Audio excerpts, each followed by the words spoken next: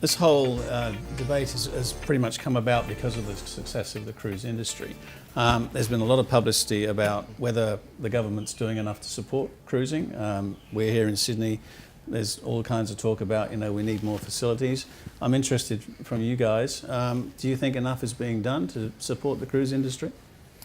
Well, looking from where it started to where it is now, I think we've come leaps and bounds with governmental support and getting behind where the industry has progressed. The new builds are different piers, and going from a national standpoint, the development of new ports around Australia, not just Sydney, is exciting, and there is a vested interest in the government to build the industry here in Australia, which is very exciting. Lynn?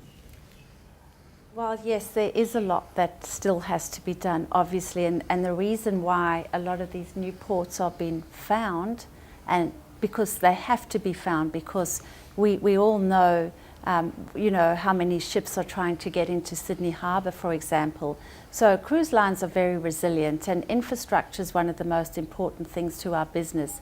So if we've got the support of infrastructure here and around the world, that's what really keeps the wheels in motion, so to speak. So there's always more that can be done, and we don't home port in Australia. What has been done in Europe and other developing countries, Peter mentioned Asia, China, is remarkable.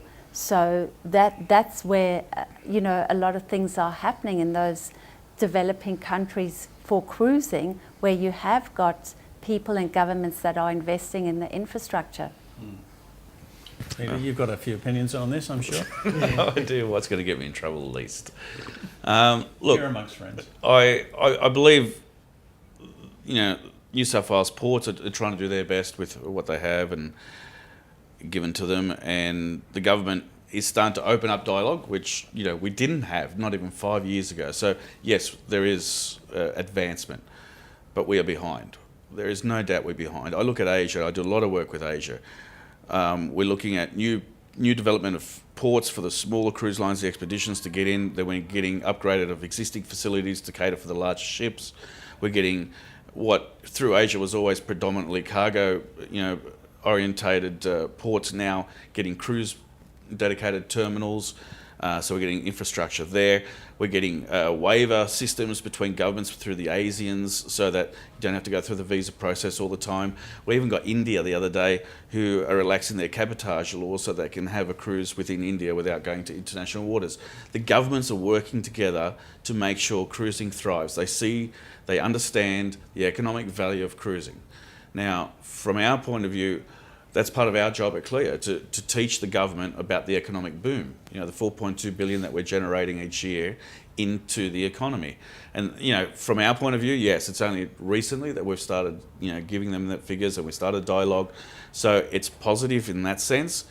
But from a port infrastructure and what can be done for us, when I see us compared to other areas of the world, and I'm just using Asia as one example, but Europe's a great one, we're behind.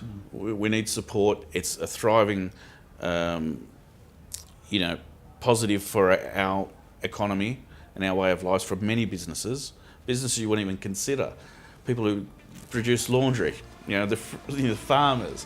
There are so many dependents on the cruise industry. Yeah. So we need support, but rather than being negative, we are moving forward, which is great. But we've got a lot of work to do. Yeah.